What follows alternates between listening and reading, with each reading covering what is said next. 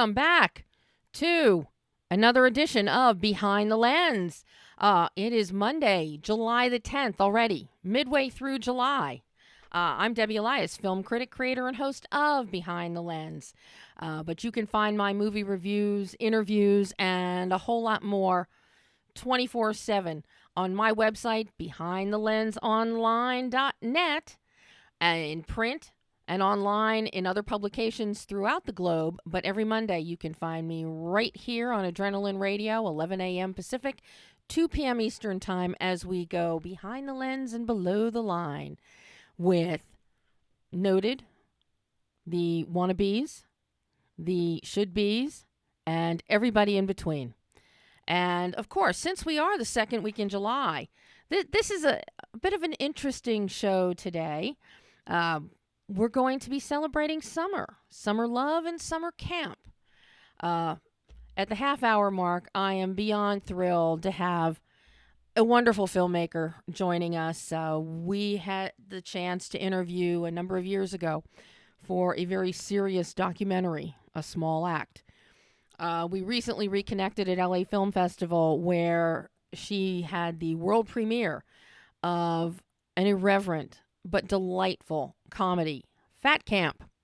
None other than Jennifer Arnold. Jennifer will be here at 11:30 to talk all about Fat Camp, which, and I've got to tell you, for those of you that are regular listeners, I think you already heard me mention this during LA Film Festival, but right after the world premiere of Fat Camp at LAFF, BET bought the distribution rights for Fat Camp, and it will actually be on BET next week, I believe on the 17th of July, and then available on VOD on July 25th.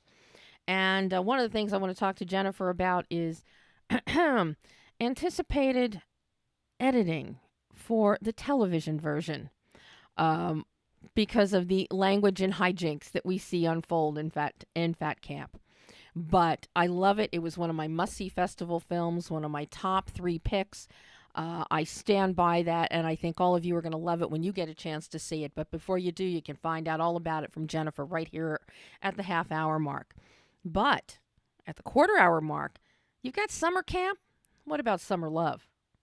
Summer love is a very important thing, especially after you graduate high school and before you go away to college, and you think that the whole world is going to come to an end if you are not with that special someone. And if you go to 2 different schools across the country, your life and the world will come to an end.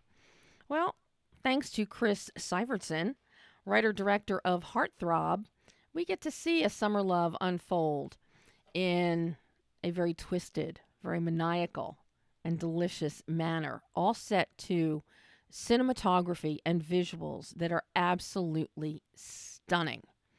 I can't wait to talk to Chris about HEARTTHROB, and I think all of you are going to find it equally fascinating. But before we get to them, there is a director who wasn't able to be with us today because the world premiere of his film, The Fabulous Allan Carr, is at Outfest this week. Jeffrey Schwarz wanted to be with us today live, but unfortunately he has a function at Outfest pertaining to the film. So that is where he is right now. But we did a very in-depth interview last week. For those of you that may kind of know the name of Allan Carr, but you're not quite sure who Allan Carr is, Allan Carr was a star maker. Allan Carr was the man who produced the Oscars that gave us Rob Lowe and Snow White singing at the beginning of it in 1989. Allan Carr is the man that gave us Grease. He was the genius behind Grease. And considering that this past weekend, Slam Dance, the street cinema that happens throughout Los Angeles, Grease was one of the screenings. I think in Sid Cronenthal Park, but I'm not sure. I've seen it so many times that I'm not driving out in the heat with no air conditioning to go see it. But cast was there for a Q&A, and all of them you can also see if you go to behindthelensonline.net or to Behind the Lens on YouTube. There is my TCM Film Festival interview with the cast of Grease. But Alan Carr is the man that brought the world Grease, and then worked with Sherry Lansing to bring us the anniversary celebrations of it. Unfortunately, he passed away a few years ago. But Alan, he truly was a star maker. And he turned the industry upside down. He made things a spectacle. Everything was larger than life, including Alan Carr. So to see Jeffrey now make this documentary, and Jeffrey Schwarz, classic film fans will remember Jeffrey and what he did with Tab Hunter Confidential 2 years ago. An outstanding documentary adapted from Tab's book. And I can't recommend it highly enough for you. But his bread and butter, as he puts it, has been doing the EPKs, has been doing all the DVD extras that for years, especially in the 80s and 90s, everybody came to know and love so dearly and so desperately. Jeffrey is the man that put those together. So you all know his work. But now he has segued into more predominantly doing feature documentaries. In addition to Tab Hunter Confidential, he's done I Am Divine. He also did an incredible one. Classic film fans and horror fans will love to see, so find it and see it. Spine Tingler, the William Castle story. But in talking with Jeffrey the other day, one of the first things that I asked him was, why Alan Carr? What was the spark that said, make a documentary on Alan Carr? And this is what he had to say. After you finished doing the documentary on Tab, in addition to all of the other, short documentary shorts and EPK pieces that you do, all of which generate around the making of, or, going behind the scenes and really digging into what makes people and or projects tick. When did you light on the idea to do a doc on Alan? Well, I didn't know Alan's personal story. Of course, I'd followed his career, and from an early age was obsessed with Grease and knew everything about that movie except this person who seemed to be responsible for everything, and that was Alan Carr. It wasn't until I read Robert Hoffler's biography of Alan that came out a few years back that was called Party Animals, and that really connected all the dots for me, because I knew he had been involved with all these projects, but I didn't know what kind of tied them all together, and I didn't know just how tenacious he was and how he was really personally responsible for these touchstones of popular culture, whether they were huge successes or gigantic flops. They're both just as interesting to me. Sometimes the flops are more interesting to me than the successes. But once I read that book, it immediately became apparent that this would make a really entertaining movie because his life is so entertaining, and you just get to sort of go on this ride through late 20th century popular culture. And it was also a way to tell a social history of Hollywood, and particularly a gay social history of Hollywood, that Alan came of age at a time where little gay boys and girls, but in this case boys, would grow up worshiping glamorous movie stars and going to the movies, and it was like, it made such a huge impression on them to go to the movies, and they wanted to live this glamorous life. They could identify or just lose themselves in movies.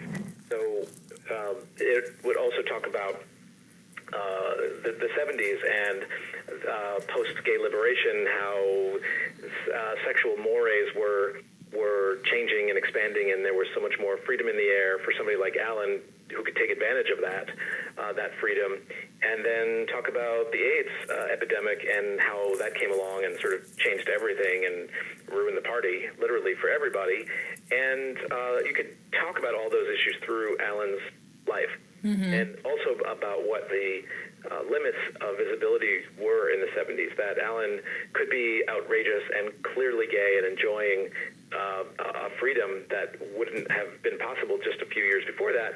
But the limits of that were that he never really talked about it. I mean, the press would never dream of reporting on that side of Alan. Alan never officially, as we call it now, came out. He never did an official moment of acknowledging his gay life, but it's all in the work. It's all in his movies. So I found that interesting, that it was sort of a pre-coming out era for celebrities, and he was a celebrity, even though he was more of a behind-the-scenes guy. He cultivated his own kind of celebrity. Well, he was a star maker, as well as a star himself. He knew how to create stars. He understood it. He understood how the public could respond. A very fickle public could either embrace a star or reject a star. So he specialized in finding people who were not really well established yet, who he saw potential with.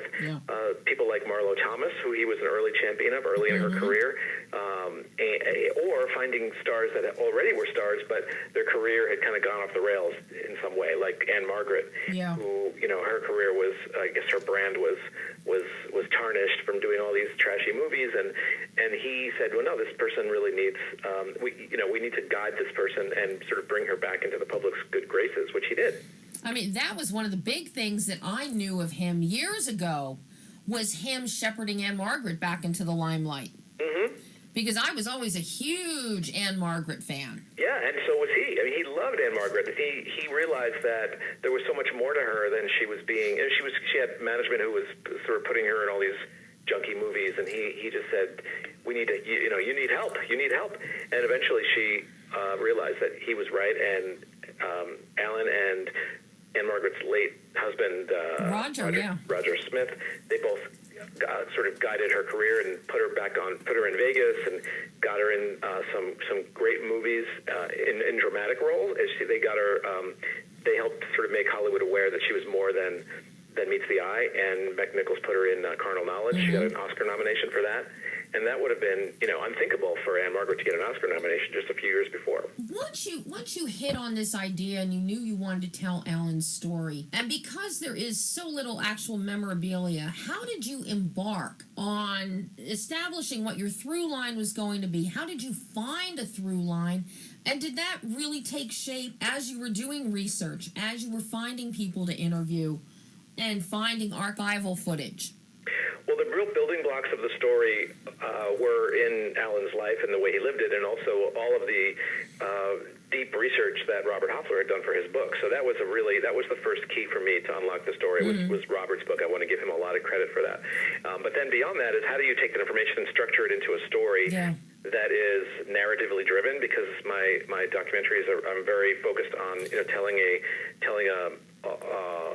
story, and that the biographical documentaries I've done focus on an individual, and they're on a journey, and the audience is with them on the journey, and they're there for the highs and the lows. And so in terms of structure, you're finding the beats that push the story forward, and structurally, Alan's life really did kind of fit into this dramatic structure that really worked, because he had a goal from an early age. What's his goal? His goal is to get to Hollywood. His goal is to become a player in Hollywood. What's the next goal? His goal is to get into movies. Okay, Grease. He's going to make Grease. That's his next goal. So he's always it's always moving forward. And then when he fails, he's got to sort of either pick himself back up again and move forward, or is this next failure going to be the end of him? And that's actually what ended up happening in sort of the midway point, or two-thirds point of the film, when the Academy Awards happens. That's something that he never really was able to come back from. Even though he had failures before, he was always able to pick himself up, dust himself off, and move forward to the next thing. With the Academy Awards, Hollywood just wouldn't let him do that. And of course, many of you who are around at the time, or who are students of the history of the Academy Awards, will remember that infamous 61st Oscar ceremony, which was one of the last great spectacles, with a huge opening production number. But this is such a big part of the documentary, and because it did lead to the demise of Allan Carr, I had to follow up with Jeffrey and elaborate on the Oscar situation, which we're hopefully going to get to later in the show, because right now our lovely sound engineer today is Pam, and our little red phone has just lit up, and I suspect that it is Chris on the phone, I think. And since she does clips and the phone, I can't go into a clip while she's answering the phone. So let's see. She's looking. Oh, yes, it's him. She's even typing. I love having Pam doing engineering for us. It's always wonderful. Can I bring him? Chris, are you there? Yes, is this Debbie? It is. Welcome, Chris Sivertson. How are you? I'm doing great. How are you doing? Well, I am thrilled that you could join us on the show today. This is and talk about, it's the middle of summer, and we've got Jennifer Arnold coming on later in the show to talk about summer camp with her film Fat Camp, and of course, another big part of summer is summer love, which is what your film HEARTTHROB is all about. Only it sadly is not. It's not like It's not It's not like Sandy and Danny in Greece for a summer love. This is a little more twisted, shall we say? Yeah, it definitely gets twisted, but I tried to also hold on to as much of a pure love story as possible. Well, kind of a balancing act, I guess. Well, I have to say, number one, you achieved the balancing act beautifully. Once you get to your 28-minute mark, things just start one after another, twist, turn, without giving away spoilers, things happen, quote unquote. But through it all, what really sells and what carries the whole idea of love through is your cinematography. Your DP, Greg Ephraim, his work is exemplary. Your color palette of using a lot of pink and blue and, the whole idea boy-girl romance, so metaphoric, so beautifully done, the color saturation from beginning to end. You feel love looking at your visual tonal bandwidth. Oh, thank you. Yeah, that's great to hear. Greg did do phenomenal work. And from the beginning, we talked about, having the saturated colors and making it a really beautiful film, even when things take a dark turn. Dark is an understatement. But even there with dark, what I love, because you wrote and directed this, is you plant the seeds for the darkness very early on with the idea that, we have this wonderful couple. We have Henry and Sam. Henry is nerd personified. Sam is popular, beautiful. Everybody wants her. But Henry really, really wants to get to know her. And one of the first conversations they have sitting on a beach is talking about dark matter. And that, to me, I thought that was absolutely brilliant. To start a film within the first 7 minutes to have a conversation like that. That just spoke volumes to me about, okay, something really great is going to happen in this film. Oh, cool. Yeah, that's great to hear. I'm curious, Chris. Yeah. Where did the idea of this film come from? It's one thing to do a summer love story. It's another to do a horror or thriller story. But the way you've married these genres and these ideas under this beautiful packaging, I'm fascinated by it. Yeah, well, I've been wanting to write a love story for a while. So there's a lot of, just personal experiences, in the movie, that I've had, some indirect and some more direct. But I was also just really interested in exploring the notion of, love can make us all a little bit crazy. And there's also like a fine line in what can be considered romantic. For example, somebody could send you a red rose every single day. And, if it's somebody that you are attracted to and are interested in, that can be considered a very romantic gesture. But that exact same gesture, somebody sending you a flower every day, if it's somebody that you don't like and you may be even a little bit creeped out by, that same exact gesture has a totally different meaning. So I was kind of just interested in that fine line and how when we do fall in love with someone, we can oftentimes overlook things that may be dangerous or unhealthy. Mm-hmm. And so it's just kind of all these ideas mixing around. And I've also always been really fascinated and just I really liked the whole genre that kind of started with Play Misty for me, Clint Eastwood's first movie. That basically started the whole kind of obsessed stalker genre, which then really took off with Fatal Attraction, and has been made, remade basically continuously since then. I've always had a lot of fun with those movies, but in almost all those films, there comes a point where the main character becomes completely disinterested in the stalker, and they just become a nuisance. But again, with what I was talking about, kind of trying to explore the complicated nature of love, I was interested in what if that starts to happen, but the person has complicated feelings for their person that is obsessed with them. And, sometimes they're drawn to them and sometimes they're repelled from them. Thought maybe I could kind of explore kind of a more realistic take on love within that kind of thriller genre format. Was the attempt anyway. And this is where your cinematography comes into play so heavily, and is so key, because everything you balance things out with scenes in the daytime with the bright sun, the blue skies, the beach, but you get a lot of water shots where you've got the ebb and flow of the water lapping at the sand. At night, you've got stars. Again, we're looking into, the dark sky, but it's always an inky, again, your color palette at night is beautiful with the inky blue-black tones. So you have this balance. And then in between, you take us into a roller rink that has neon lights that's semi-dark, it's not dark. You've got different colored neon lights popping. And it's beautiful on the surface, but what's underneath it? What happens it makes you wonder what happens when the lights come on? And all of this is so well thought out, Chris. So well designed.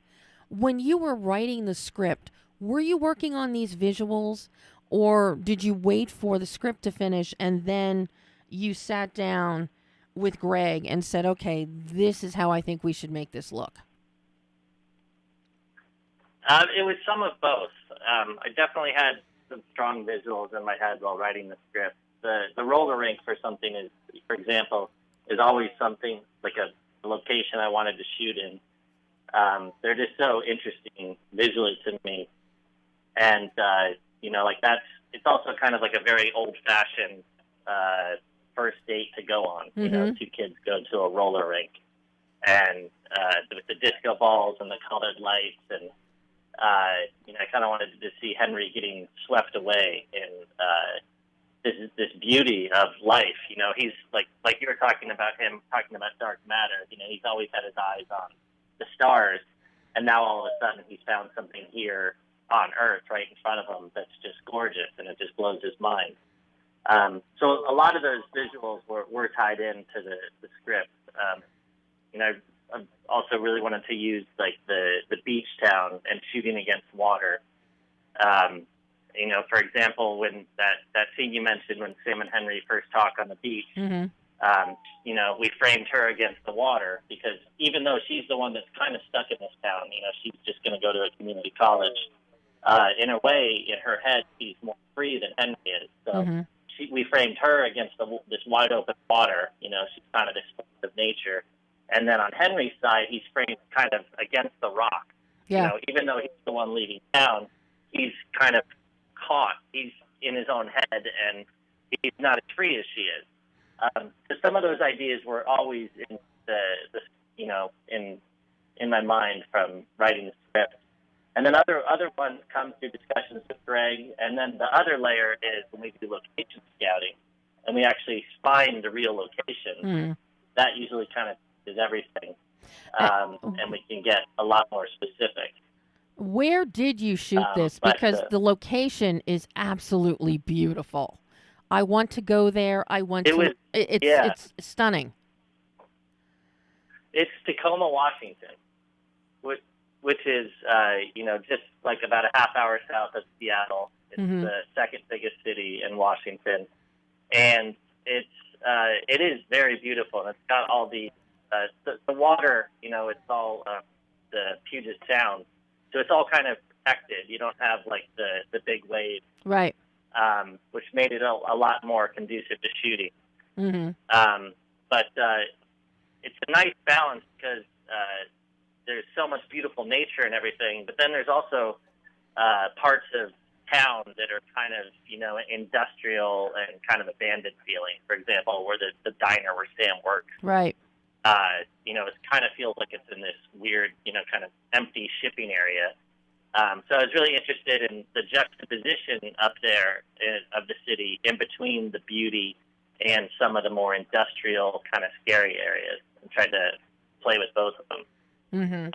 But it was a great place to shoot. The community really embraced us, and we were able to, shoot in a lot of places that, our budget wouldn't have allowed, in other cities. Ah, yes, the all-important budget. Yeah. Yeah, so let me ask you, how hard was it to cast Henry and Sam? Your whole cast is excellent. But Henry and Sam, they're on screen, I'd say, for 75% of the film, either together or in frames with other people. But finding that chemistry, and not just a chemistry that works together, but a chemistry that works even when there's friction and they're pulling apart, yet are still drawn to each other, much like a black hole sucking something in. How long did it take you to find Aubrey and Keir? I cast for several months. I talked to both of them. I had in mind very early on, and there's always so many variables, like dealing with people's schedules, and if we can make it work. But I wanted both of them very early on in the process. And it was kind of a juggling process of whether or not we could make it work schedule-wise. But I saw a lot of other people, too, just to be thorough and do due diligence. But both of them, just kind of, as soon as I met with each of them independently, and they both just seemed, so right for it. And I think they saw the roles as an opportunity to not only, show some skills that they've shown in other movies, but also show some stuff that they haven't really gotten a chance to do before. Like for Keir, for instance, who plays Henry, he's normally cast as, the boy next door kind of role. And that's kind of how Henry starts off a little bit in the movie, but then he goes somewhere totally different. So I think he was really excited to get to explore, darker sides of the character that he hasn't, not necessarily gotten to explore in other projects he's done before. And he did a fantastic job. And same with Aubrey. And the first time I introduced them, I actually took them roller skating together as a way to kind of break the ice between all of us. And it was a lot of fun. It was just the three of us roller skating, and they hit it off immediately. And just like as we were going around the rink, I could just kind of start to see, the natural chemistry between them and how it was really going to work. Mm-hmm. But now the big question, could they both roller skate when you took them roller skating? Aubrey could. It was Keir's first time ever on skates, but he did pretty good. Of course, nobody got hurt. Of course, that could also explain why he's clutching her hands so tightly going around the rink. It's not exactly. It works. Yeah, because his character is not necessarily someone that would be going roller skating regularly. I think just in his mind, in kind of an innocent way, he was thinking like, what would be a great first date to take this beautiful girl on, and roller skating came to mind. So it works out well. That he's not necessarily totally comfortable on skates. She is. I noticed that right away. I thought that was just perfect. Absolutely perfect. Yeah. Before I let you go, because I know we've got Jennifer Arnold coming on in a minute, but I want to ask you about Jim Dooley and your music. You don't overuse music. Your music is very sparingly used. It's very subtle. it really is just a very low undercurrent. And I found that quite intriguing. What led you to that decision to hang back with the music, whereas other filmmakers may have decided to do swells, here and there, and kind of lead the audience somewhat or mirror the emotion. You just have it subtly in the background, almost non-existent at points.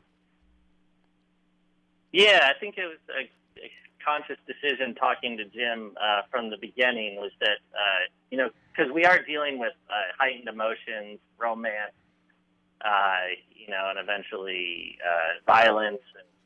And, we just wanted to not have things become bombastic, but let things, stay more kind of naturalistic and relatable while still being, lush and beautiful.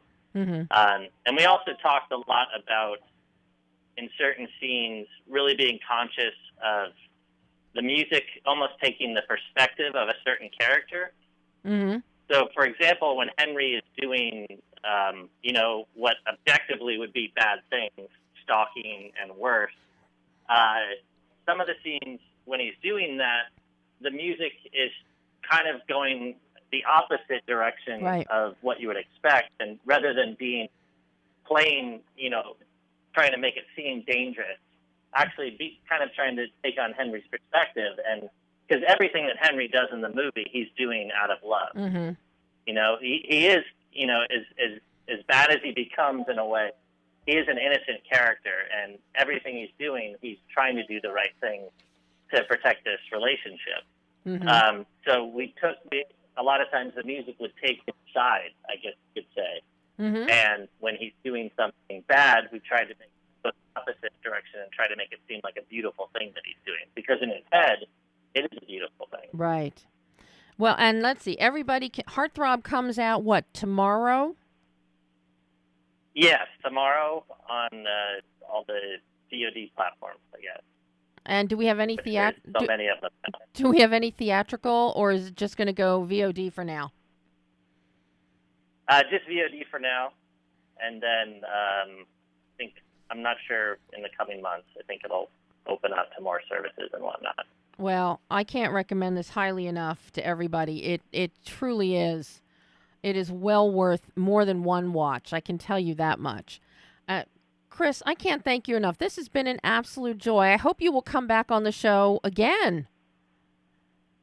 Yeah, absolutely. I'm so happy that you connected with the movie, and I really like hearing your perspective on it. Oh, it's so great. Well, I can't wait to see what you do next. So you will be back, because I know you're always making films. So yeah, gotta stay busy. But yeah, thank you so much for taking the time to talk to me, Debbie. Oh, thank you, Chris, and I'll talk to you again soon. Bye-bye. Okay, take care. Bye. And that was the fabulous Chris Sivertson talking about Heartthrob tomorrow on VOD. Countless platforms. See it. You will fall in love with the film and some of the twisted things in it. And now, my favorite part of summer, camp with Jennifer Arnold. Hey, Debbie. Hey, Jen. How are you? I'm great. Thanks for having me on. Well, I told you I would. I told you I had to have you on. The minute it was announced, BET picked up distribution. Yes, we're very, very happy about that. Well, okay, now I have to have the answer to the big question right away. How much editing are they doing for the BET television version? Well, as you know, there are probably 100 swear words in the film, so I know that most of those are going to get covered up. I haven't seen the edited version yet for television. I'm hoping they'll keep as many of the raunchy jokes as we can, but I don't have an answer for you other than I was trying to pitch that we do some fart noises instead of beeping for the swearing. So that's my dream, but I don't think it's coming true. Oh, and that would be perfect, because for the very nature of this film and our young camp attendees, it would fit so beautifully. I think it would be good. I don't know if they're going to take that seriously, but I did pitch it. Well, I think that was a very worthwhile pitch because, as I said at the top of the show to people, and as I said during LA Film Festival after I saw Fat Camp, you know how much I love this film.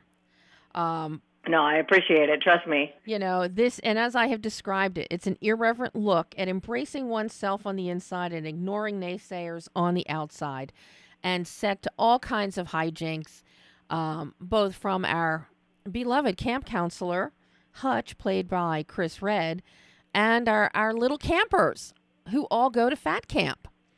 I know, they're the best.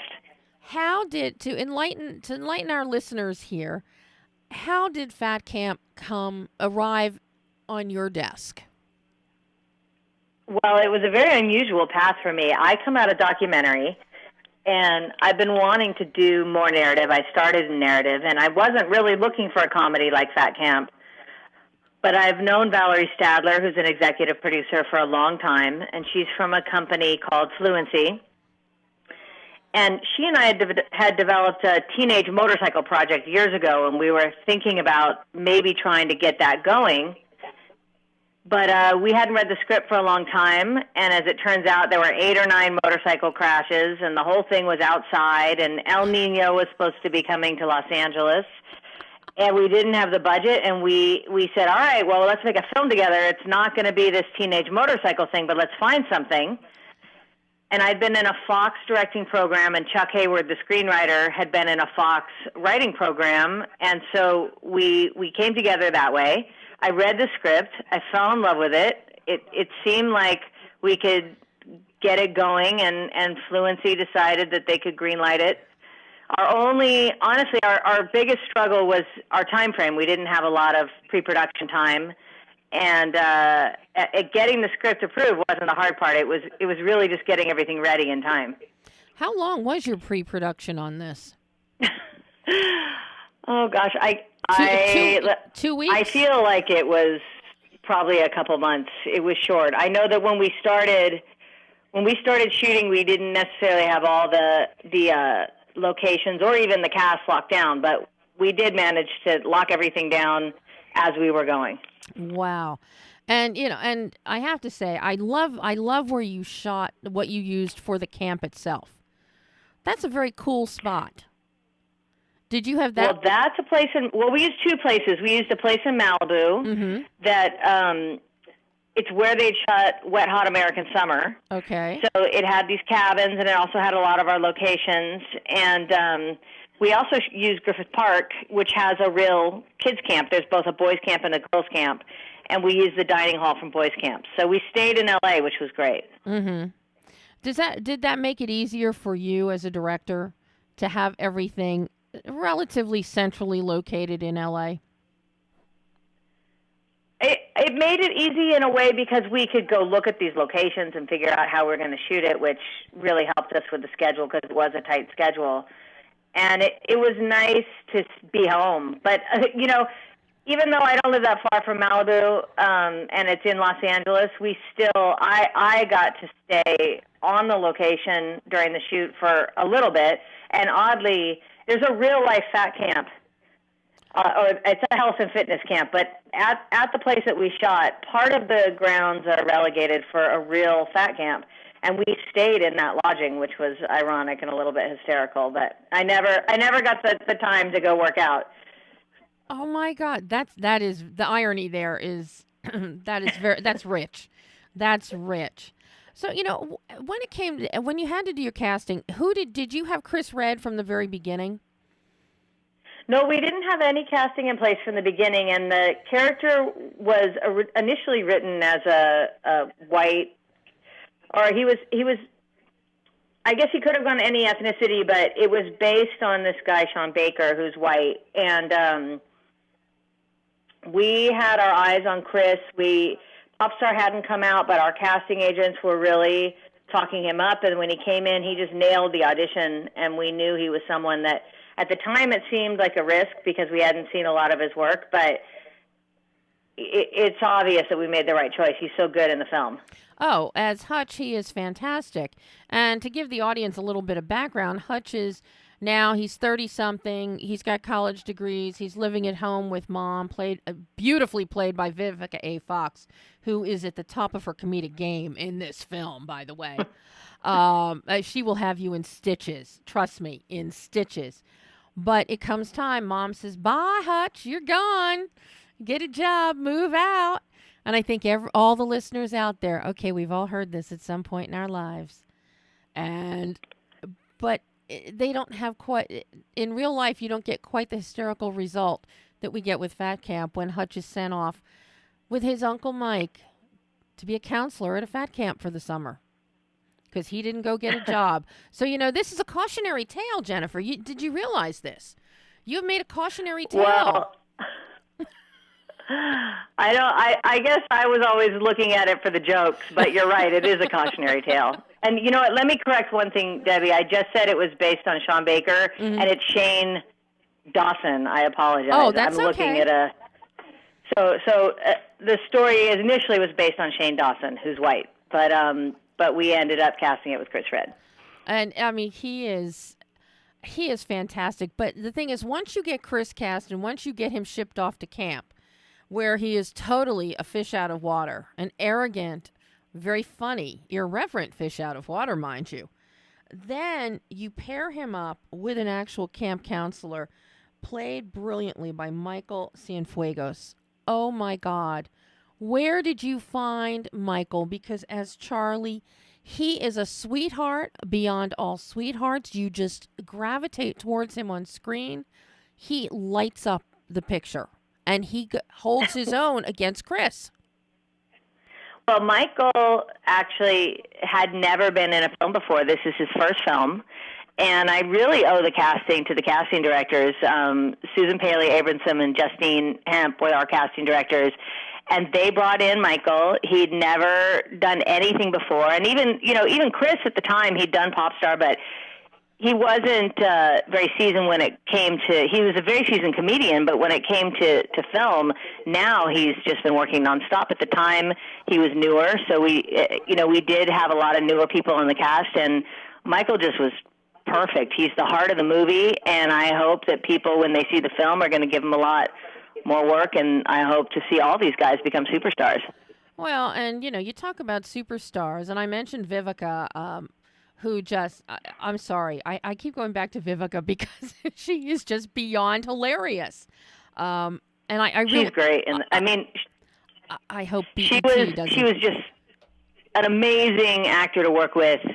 So professional, would just give all sorts of variations on takes. Really, really elevated every scene, and the beginning scenes, especially with the slap. I mean, she's just so funny. I can't say enough about her. Like I said, a cautionary tale for everyone out there who's still living at home with mom and dad in their 30s.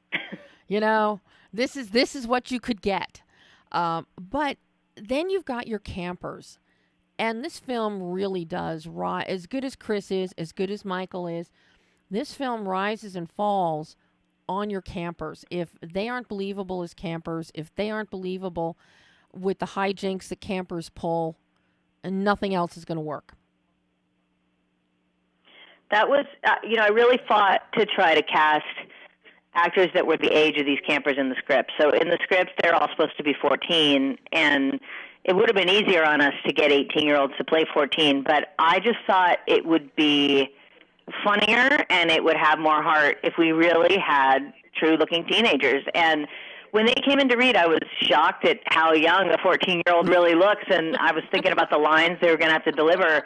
But I was fortunate that the producers let us cast these kids because they are sort of kids, and they had to swear up a ton. But, they're probably doing that anyway, so it probably wasn't that big a stretch for them. The stretch is going to be when their parents see it. We were really lucky because the parents were so supportive, and the parents were great. I mean, they read the script, obviously, before they let their kids do it. And it's not that the script is that risque. There's just a lot of swearing. And I agree with you. I'm sure the kids are swearing anyway. How hard was it to find them? But then once you found them, to get them to become the cohesive group that they are, ganging up on counselors. And before ultimately finding that balance where then they're all ganging up against something else. Finding them, it was a challenge, but then once each kid came in and we saw them, like, it was a sense of relief where we just felt, oh yeah, this is our kid. Like I said, we had an accelerated pre-production schedule, so we didn't have a lot of time, but we were lucky in that everyone we cast in the film was someone that we felt 100% about, and the kids especially. And then, there's a couple challenging scenes in the movie, and we didn't get a lot of rehearsal, but I don't want to give too much away, but, there's that dance sequence, and the kids have to sort of be a bonded unit in that dance sequence. And so we started with that scene as something that we were going to practice, and I just really wanted those kids to hang out as much as possible, and they became fast friends pretty quickly. Mm-hmm. Well, and it shows on screen. I mean, it is and just like in real life, kids go to camp and they bond. For whatever reason, they bond. And some of them remain friends for the rest of their lives, and they look forward to going back to camp the next year to be with their pal again who flew in from wherever to go to camp. There is not a minute you don't believe that these kids are friends. I mean, that comes across. I'm most proud of the performances in the film because we did mix a lot of newcomers with seasoned veterans, and sometimes that goes well and sometimes it doesn't. But in this case, the cast really does hang out together in real life, and they're still in touch with each other, and they all go to each other's premieres, and the friendships that were formed on this set were real, and that makes me proud, and I agree. It shows in the performances, and that's like the number one thing that makes me proud about this movie. You're like a den mother camp counselor, Jen. I'm a den mother counselor that swears a lot. Well, you're mimicking your campers. That's all. It's their fault. It's rubbing off on you. That's what it is. But now, you mentioned the dance sequence, and I think it's fair we can talk about the dance sequence because it is the poster. It is the one sheet. That's true. This dance sequence, I mean, it's your own version of Magic Mike, and all of our campers are in their little gold lame Speedos. Talk about the dance sequence. That wasn't initially in the script. So when Chuck and I first met, I read the script. I loved the humor. And there was a dance scene, but it really had to do more with Hutch taking down the other counselors. And I said, let's figure out a way that we can involve the campers a little bit more and something that might be a little bit more of a surprise. And it started as a joke. I started saying, oh my God, it'd be so funny to have a scene with the kids in banana hammocks. And Chuck just looked at me like, wait a minute, why can't we do that? So we settled on Speedos instead of banana hammocks, but we did write that scene into the movie, and the kids were, nervous about it, but we started the rehearsal on that early, and we made sure that they got in their costumes early, and we made sure everyone felt comfortable, and we had them practicing the dance every day, and we did have the choreographer from Magic Mike, so we didn't have her full time. She got us set up in the beginning and came in a couple times, and then came there for the dance. And the rest of the practice was the kids on their own, and that's a lot of the reason they bonded. But by the time they did this dance scene, they were so proud of showing off the dance scene. And one of their parents came to me and said, "This movie's been so great for my son because." He's not the strongest when it comes to body image, and now he's up there proud in a little gold Speedo. So, I don't know, it's a scene that I think could have really gone horribly, and I'm so happy it didn't. Yeah, and it's and to watch that, I mean, the dance itself, and they are tight in their moves. They are really tight. Well, that's Allison Falk. She's the choreographer, and she did do Magic Mike, and she's amazing. And, I mean, those kids are fabulous. In that. But then I've also got to give, huge kudos to your editor, to Brad, because, the cuts that you have to cover every one of the boys while they're dancing, you really, you spread the wealth with your editing in this film so that, all these kids, they're really getting equal time. They really are. Well, Brad is a master of pacing, and he's the one who kept this film going, like, just you never have a chance to sort of get bored with the film, and I owe all that to Brad. And also Patty Lee, the cinematographer, you know, it was a very accelerated schedule, and she's very good at being able to utilize a couple cameras at one time and still get dynamic framing. So both of them are responsible for that dance scene coming out how it was. But, you know, and speaking of Patty, the cinematography for the whole film, you keep it very light.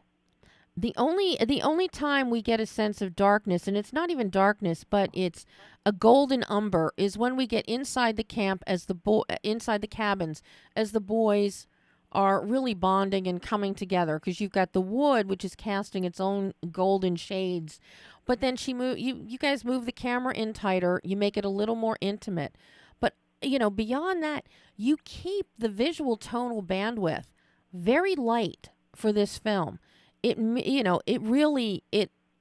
uplifts just like the comedy does. And I find that, you know, really interesting. You could have toned it down in spots, but you didn't. You kept everything on an even keel and didn't take people on this, you know, up-down roller coaster ride. You kept it upbeat in the visuals as well as the story. Well, we wanted, a lot of that has to do with the fact that we were shooting two cameras most of the time, and we were trying to find moments where we could be really cinematic, but we also often were struggling with scenes that have 6 people in them or 5 people in them. And if you're a filmmaker, you look at that and you're like, wow, that's a lot of coverage. And with kids, you know, they're only allowed to work certain hours in the day. So it's really sort of miraculous that Patty was able to get our day, get us a lot of takes, and then also keep the film looking how it was. Because with that many people, you know, there's like 3 or 4 scenes in the whole movie that only have 2 people in it. Mm-hmm. So it was these massive scenes all day long, and often we're doing 8 pages a day, and to be able to do that and also have a little bit of style to the film is much more challenging than you might think. Yeah, no, I know it's not easy. So, and then, you know, all that footage then falls on you and Brad to sit down and cull through. So, I mean, this is it's true. Truly, you know, a very collaborative effort here between you and Patty and Brad in putting this together for the final product, and to have that flow that just you never lag in here. You know, this is a film that you're never wondering what time it is. You're never trying to look at your watch in the dark to see, oh my God, how much longer do I have? None of that. No, I know you're laughing because you probably do the same thing. I am guilty with certain. I mean, I love independent film, but in this case, we were making a film that was a little bit more studio in tone, but with none of the support, like budget-wise or, you know, or schedule-wise of a studio movie. So we were trying to do something that it was harder than I thought, you know. But it's true. We wanted to keep it moving, and we wanted to keep it funny, and we wanted to keep it light. Well, you succeeded on all levels. I got to tell you, you succeeded on all levels. I mean, I have to see it again. Well, I could talk to you all day, Debbie, if you keep talking to me like that. You know, I'm curious because you come out of documentaries. You started in narratives, you come out of documentaries, and now you jump into comedy. So it's not just docs to a narrative. It's docs into a laugh out loud funny comedy. And everybody knows comedy is not easy.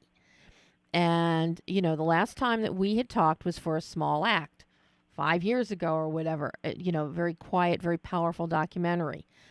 What kind of learning curve was there for you between documentary and not just a narrative, but a comedy? To me, it really comes down to, can I identify with the characters and what they want, and is this going to feel honest? Even though Small Act is broad, and it's, you know, you'd never look at the characters in Small Act and say, oh yeah, that's totally, I mean, I'm sorry, not Small Act, what am I saying? Fat Camp. Mm-hmm. Fat Camp is broad, and you would never look at the characters in Fat Camp and say, yeah, those seem like real people. I mean, they're doing broad comedy, but for each of those characters, I was really clear on what they wanted and what their source of pain was and why they were doing what they were doing. And that's really, honestly, not that different from directing a documentary interview. You're really trying to dig down in a short time period and get someone to tell you the truth and get someone to comfortable enough to explain something that might be personal or might be painful. And even though the timing of something, like the timing of a comedy scene is different than doing a documentary, to me, it really isn't that different. You're trying to get honest performances and you're trying to be true to the material. And in documentary, it's a real story and it's someone telling you their life and you want them to be honest. And in Fat Camp, it's staying true to that comedic material, but then also digging down for those performances. So I sort of approach it the same way. I definitely did a lot of prep, but I don't feel like I changed my thinking about filmmaking, even though the projects are so different from each other. Mm-hmm. So, because we're almost out of time, but I've got to ask you, what is the greatest gift that filmmaking, because now you're spanning the genres here, you're spanning, the types of film, narrative, features, documentaries, comedy. What is the greatest gift that filmmaking gives you? For me personally, I want to be a filmmaker because I'm really interested in fostering some sort of understanding and making you see the world from someone else's point of view, even in a silly comedy. I like to bring people together. I like people to look at issues or experiences or emotions in a way that they haven't before. And so whether it's bringing a little bit of heart to a raunchy comedy that might normally be a tiny bit more mean-spirited, or whether it's looking at some sort of issue through documentary. And, in Small Act, it was a lot about poverty in Kenya in particular, or how small acts can change the world. I just try to get clear on the thematic piece of the film and then make it broad and accessible to people so that people open up a little bit. And if we're open, we can understand each other. So it's a little bit of a, I guess, heartfelt, cheesy answer, but that's really why I do it. So now everybody can see Fat Camp on BET next week on the 17th, yes? That is correct. BET the 17th and then VOD on the 25th. 25th. And it's all of the, it'll be all the major players for VOD. It's all of them, yeah. So, and trust me, people, I want to see the BET version just because I want to see how it was sanitized. But I will watch again on VOD. I will pay money, Jen, to see this again. Because I just think, because I love it. It is so funny. It makes me laugh, but it makes my heart smile.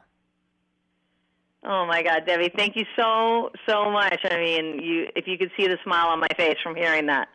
I mean, you are an amazing filmmaker. To see the range of what you've done, I can't wait to see what you do next. Well, I can't either. I'm not sure what I'm doing next, but I feel like the projects choose me more than me choosing the projects. Well, whatever project it is, you better let me know what it is, and you will be back on the show. Gladly. I'll be here anytime. Oh, Jen, thank you so much. And I will talk to you again soon. Thank you. Bye-bye. Bye. And that was Jennifer Arnold talking about Fat Camp. So I'm sorry, if you haven't figured out you really should see Fat Camp, it will brighten up your summer. But I am definitely, I plan to see what's shown on BET because I do want to see how it's sanitized. And if they listened to Jen and took her suggestions of putting camper farts in, which is so kid-like and would work. But then on the 25th of July, please, you will not regret for a second seeing Fat Camp. Same thing goes for HEARTTHROB, which is available tomorrow on VOD on all the platforms.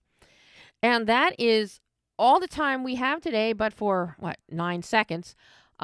So next week, we have more filmmakers coming to you talking about their latest projects. Until then, I'm Debbie Elias. This is Behind the Lens.